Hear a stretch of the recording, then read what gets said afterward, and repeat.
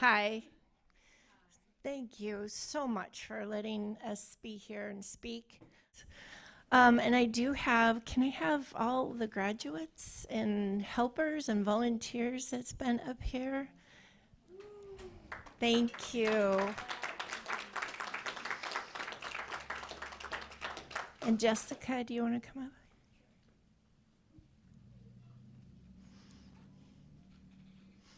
So Jessica and I met on the run, and she's now getting over to Echo. Yeah. And getting reunited with her son. We're helping her. And so one of the aspects of our team is coming alongside them in that process of reunification with their children. And it's a long process, and so helping her stand not alone in court when she has to go do that. So we had beautiful women come alongside her. It's really rough facing that authority. And when you're doing it alone, it could be really crushing and shaming. So, and how are you doing? I'm doing good. I'm a survivor of sex trafficking, rape, domestic violence, and abuse. And Resilient Ones and Lisa and all the volunteers have really been angels in my life, because when I didn't feel like anybody believed in me, they lifted me up in more ways, and I actually feel whole today. My heart's mending, and my soul and spirit are dedicated to God. And I just want to be the best mom and human being that God created me to be. And with this Resilient Ones, we do a class called Mending the Soul. And it's really powerful because, like, I've been broken since a young age, and God is fixing my heart, and he's doing an open heart surgery, and he won't do it all at once because it'd be too painful, but slowly but surely he's making me whole again. Yep. Amen. So, thank you. Okay, thank you. Just wanted to give recognition. It's not just me, it takes a whole general team. And we really need your prayers too. I'll talk a little bit more about that. Yeah, yep. So I came into this ministry as a young child. My sister was sex trafficked in the Bay Area. She was 12 with a friend. She went to a party that she shouldn't have ever been and snuck out of the window. And they were gang raped. And then she was taken out of state for a couple of months and never came home. And so we had to walk alongside that. My parents didn't talk about it till about 4 years in detail, but until about 4 years before they died. And then we started speaking more freely about it. And I think because of the work I've been doing, and also just the world is starting to talk about this. It's a black hidden secret. It's been under covers for centuries. And now this is a phenomenal time that it's on the news, and from all different ways. So I too am a survivor so my sister got taken into the gang about 26 years old, and she came out with my two nephews. And then sadly, when I was just newly married in college, I ended up being raped, attempted rape and a brutal beat down in San Jose, and went through a court case. And I just thank God for that experience, because it brought me here, and I got to see it from the inside out. And so coming alongside women and men, but mostly women that we deal with, when we stand beside them in court and everything, I could say, I'm here with you, and I've been here, and you'll get through it too. So walking them in dark places, we are in the devil's playground, and we feel it too. We have to have prayer. Our bodies, and even my body, has been hit many times, different ways. And so it's vital to have that prayer and have the spirituality, the maturity of knowing what we're dealing with and who the enemy is and how to combat him too. Next one. So what is human trafficking? It's force, fraud, and coercion. These terms are used as individuals is forced to do something against their will, or they're being tricked into doing something by someone who's lying to them, suppressing the truth, recruitment, harboring, transportation, provision, and obtaining a person of any age for the purpose of commercial sex act. And this is also including labor trafficking. This is induced by force, fraud, coercion, and manipulation. So that's what happened to our family. They told my parents that if they intervened, she was going to be killed or we were going to be taken out. So at that time, really, the police thought my 14-year-old sister at that time, when she was getting involved with the police, that this is what she wanted to do. But no young daughter, no young girl wants to be treated like that by especially older men that they don't know. Okay. What does it look like? Exploitation can look at different depending upon the situation in some scenarios. Being pressured into trading sex for couch to sleep on, that's when we're dealing with a homeless child. And they're doing it for rent, meal, clothing, and necessities of life. Someone taking photos without a consent to advertise the availability for sex online.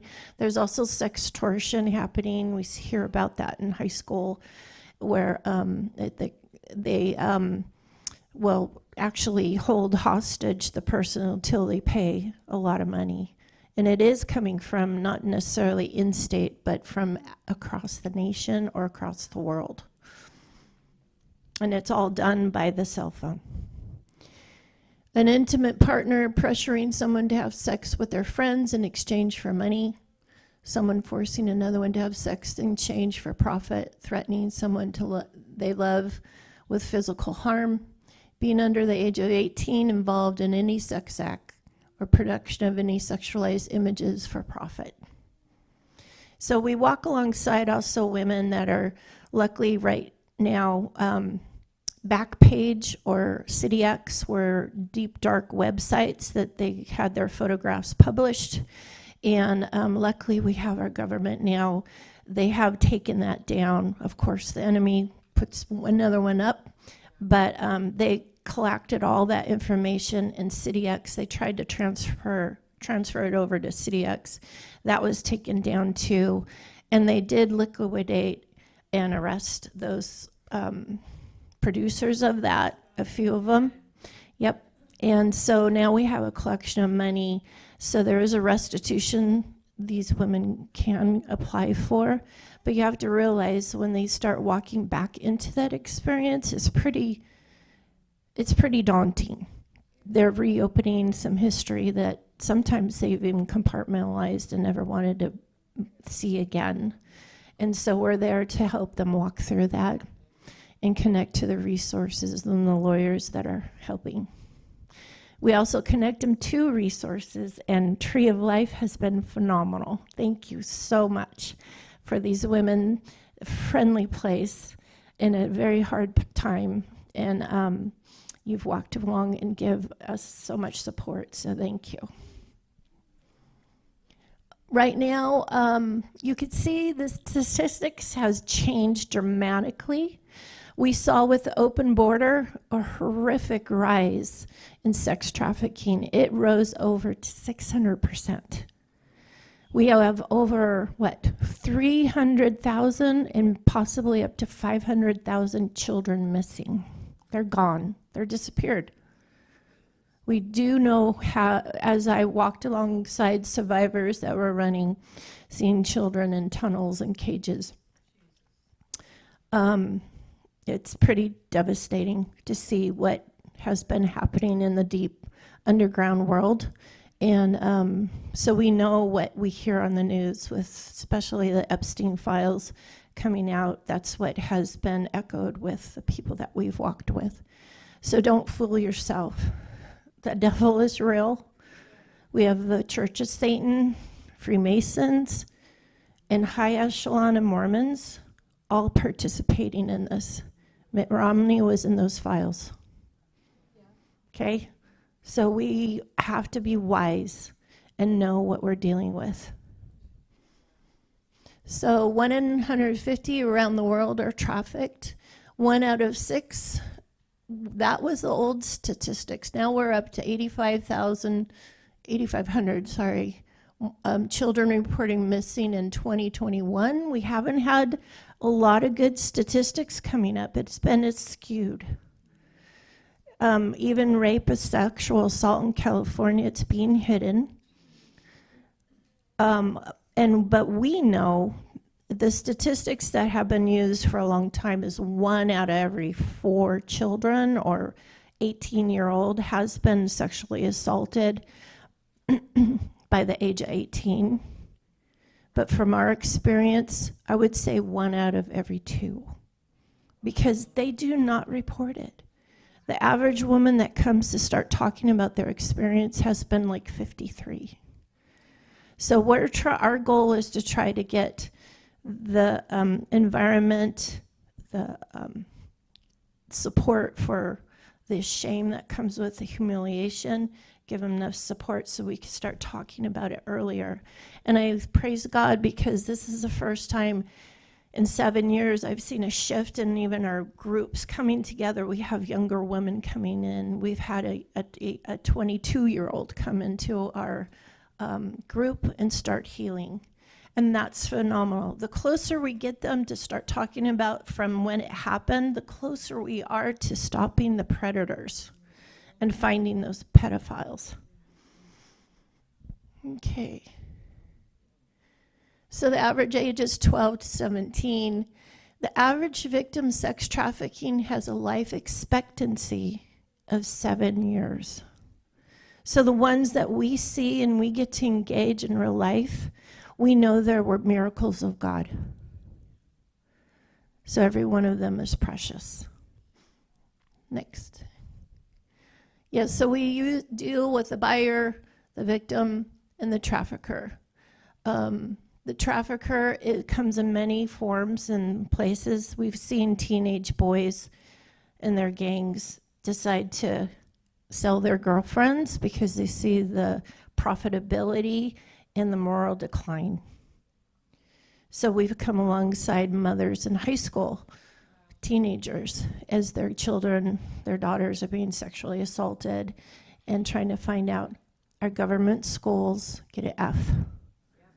I just heard a report from a lawyer, he's got 3,000 cases against sexual assault in government schools, and they are hiding it, just like the police are. They're hiding it, and they're moving the pedophiles to another school. They're not firing them. Okay, so we got a serious problem. Anybody want to hear these little videos, reports I get? I'll be happy to pass them on. Okay, next one. So this is our resilient pathway. So on the bottom there, that's where their physical safety is, what we come alongside them. So we are building a team of chaplains. I am a crisis chaplain, nationally registered, FBI cleared every year. It helps me work with the police and the hospitals in those cases. And so we call it a CAS team, a crisis abuse support team. So that's what we're launching and been planning for. And we have a newly coming to be published handbook on that. So we have a training that we come alongside to recognize the healing that needs to happen because the trauma is there and the red flags. Understanding what abuse is. Most people don't understand what is abuse. It's kind of shocking. We go through these books, which have been, they're theologically sound and psychologically current. This is the main, we call this the basics. So you go through that. And then we're also going through, this is a beautiful book. It's the Native Indian population in America, 40% of trafficked victims are them. And then we have their Missing Women Day. So they do not take statistics or record of their missing or raped women. It's kind of unknown. And so this has been put together by Mending the Soul, and I think 630, I have to get the number, tribal chiefs across America. It's a beautiful book.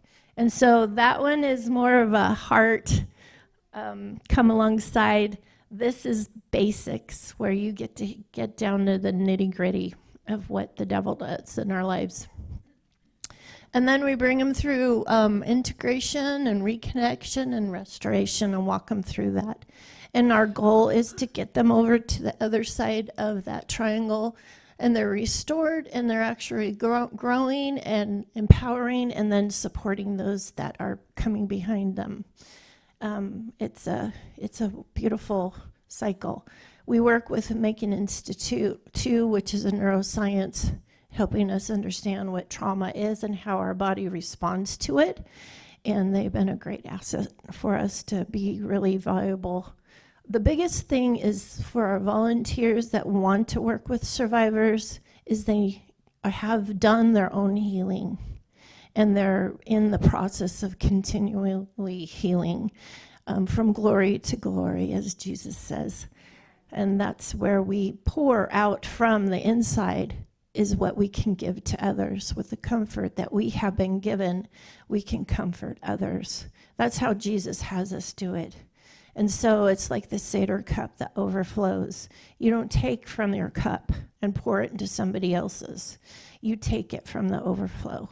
And so we make sure that our volunteers are well prepared, and also knowing what their issues are that comes up, because we do get triggered. We're walking along some serious, deep, dark stories, and it could be pretty shocking. Okay. Next one. So abuse is defined a cruel, violent treatment of a person or animal.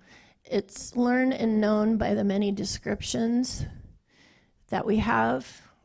Physical abuse, emotional, verbal abuse, physical abuse, did I say that? Sexual abuse, neglect. A lot of people don't realize neglect is one of the most damaging abuses somebody can have and experience.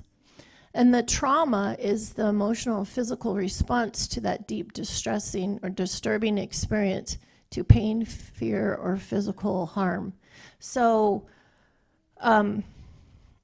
we need to really to define that, because trauma, which we hear a lot, is how our body is responding to it.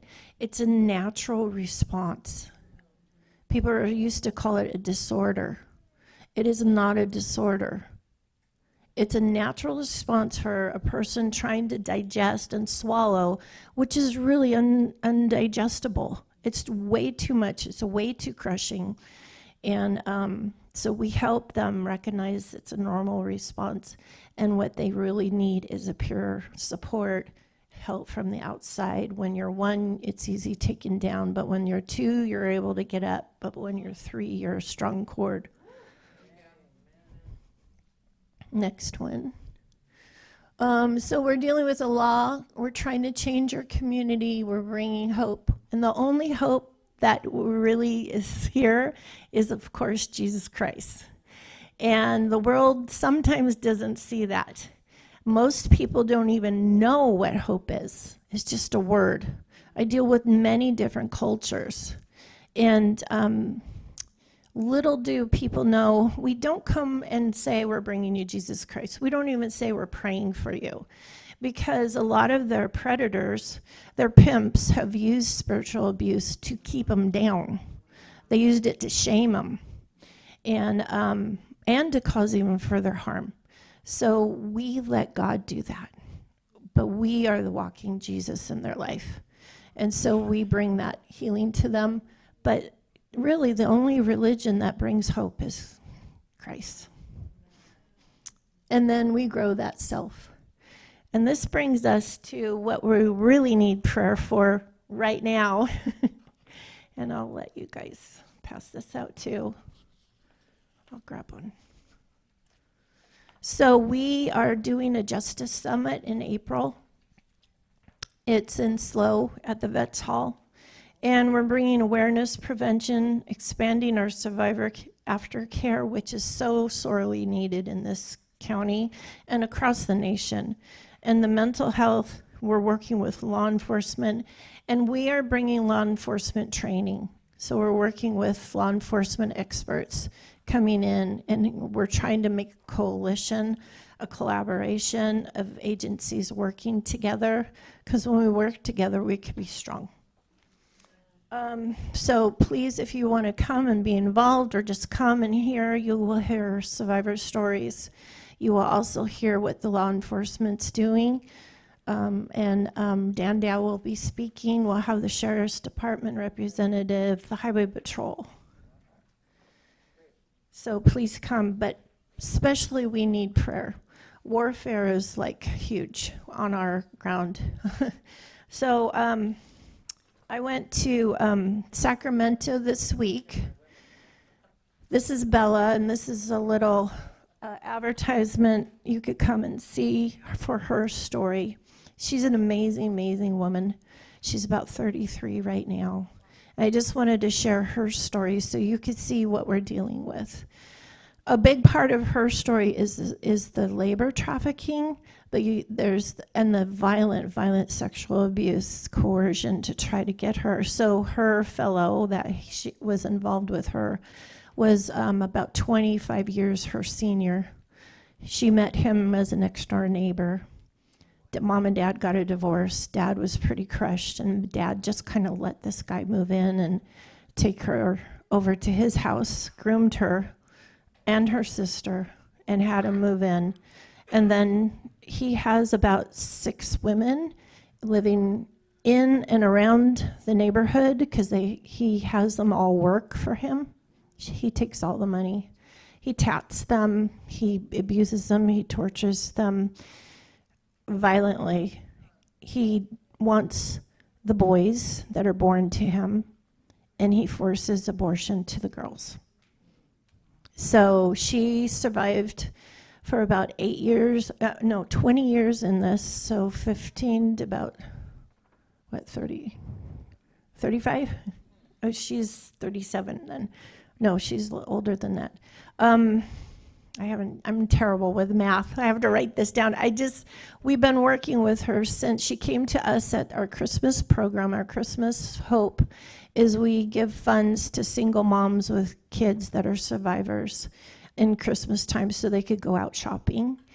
And then we also started a little Thanksgiving dinner fund so they can, because these are hand and mouth. They make under $10,000 a year and trying to raise kids. And sometimes they have more than 1 or 2. Sometimes the children are from the predators, sometimes they're not. And so she has 2 from this predator. Her boy was 7 years old when she became pregnant with her little daughter, and she refused to have the abortion. So luckily, she went to UC Davis Clinic and medical clinic and started telling them bravely what was going on, and they helped her escape to Weave, which was a survivor community housing, and so they kept her secret for a while. She had the baby, and the little girl is now 7.5 years old. We got to meet her. But for the last 8 years, he's been trying to get custody of the kids. Family court does not have any law to recognize sex traffickers, human traffickers. And he's brutal. He is brutal. The abuse that she's been witnessing. So we went this week to stand by her as she told her testimony and give her strength to keep on going. So she's fighting it. She even had the strength enough to write her own first bill. She became a paralegal in the years that she's been free so she could work at home and homeschool her kids to keep them safe. And then she wrote a law with a couple of lawyers. First law just passed this January 26th to have the judge consider a human trafficker is an issue with a parent. It's the first time. Here we are in 2026. So family court is about 35 years behind. So please pray for her. We are doing a straight direct fund for her. She's spent about $80,000 so far trying to defend herself and protect herself. And he does stalk and has his team stalk and harass her. And so that's why we need to stand alongside with these families. It's for the children. It's for them. It's for life. So sometimes you are taking that phone call late at night to help them get through, to know that they can make it for the next day. Okay. And I would like to open it up to questions.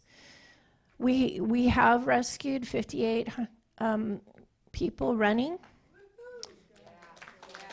Thank you. It's God. It's only God. I can't do it myself.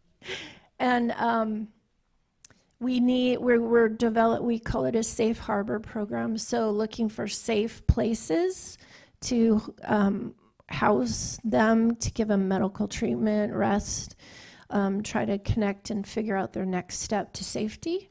And so we're working with, and if anybody wants to help or come alongside that, it takes a team.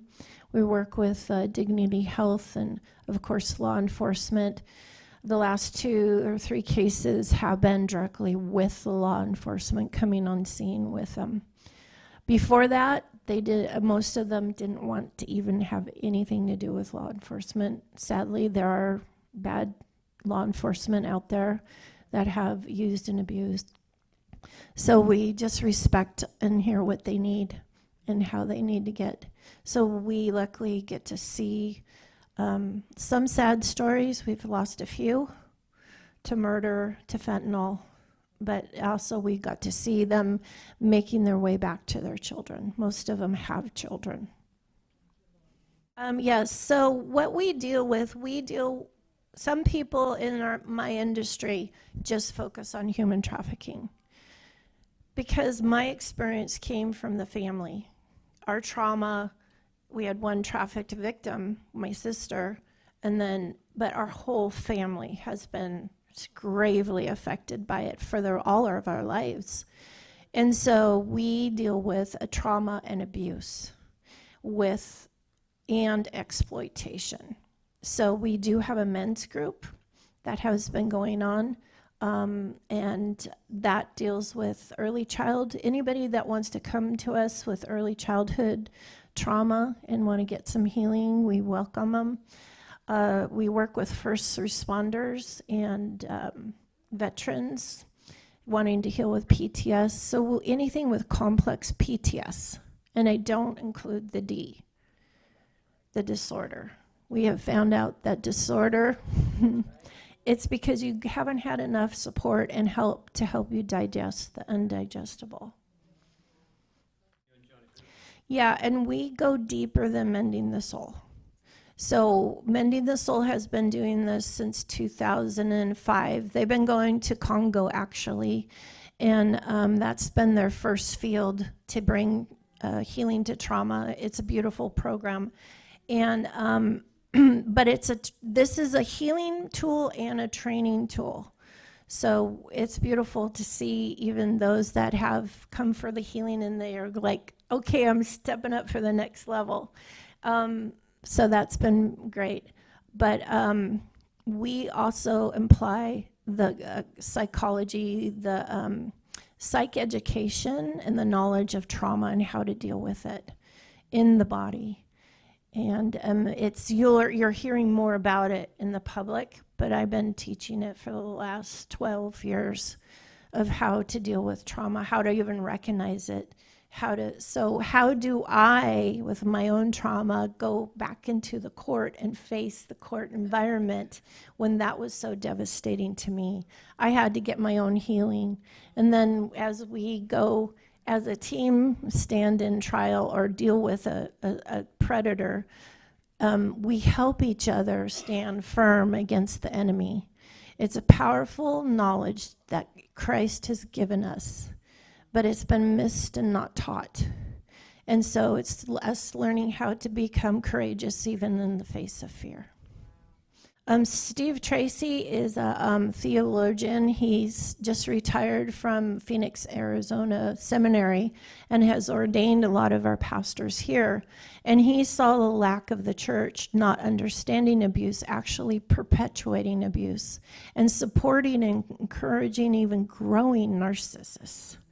And so he he took his knowledge and wisdom, and he went and he did a study on abuse and the hermeneutics and exegesis of what abuse is. And he's just came out with another beautiful book that's all steeped in scripture. And so he's showing how the church can take these scriptures and misuse them for, and it's been beautiful, the healing. When I first came to this area, I was really getting away from my family dynamic and the trauma there, and I actually had tears here realizing that people unlocked their doors. I'm like, are you kidding me? And so I was crying because I was like, wow, I feel so free here. I went back to the church, and tried to share my story, but Bible study, they're not equipped to deal with my story. So I got a lot of turnaways and not now and be quiet. This isn't the right place to talk about this. And one sad leader, a wife, said, "Oh, you're so broken. I'm so sorry. This is going to plague you for the rest of your life." And I'm like, no.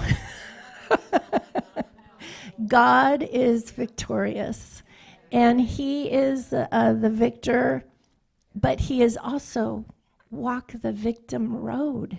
He wrote that way for us to walk, and he showed us how to walk through it. So that's what we get to share. You want to add anything? Yeah, I was going to say, I took this class, and when I went to the class, I said, I don't really know why I'm here. I want to be able to be a part of Resilient Ones, and I felt like I needed to take the course so I know how to help people. Oh, naive Michelle. I actually got all kinds of healing for stuff I didn't even realize I needed healing for. And I've gone through sozo, I've gone through lots of deliverance, different things, but there were things that still had been unanswered, and I was like, oh, no wonder. And so it really is a really fabulous thing to go through. It's very intensive, takes a while, and you have to be committed to going through the process. But it is biblically based, even though we don't require everybody to know Jesus. It's just really good. It's really, really an intense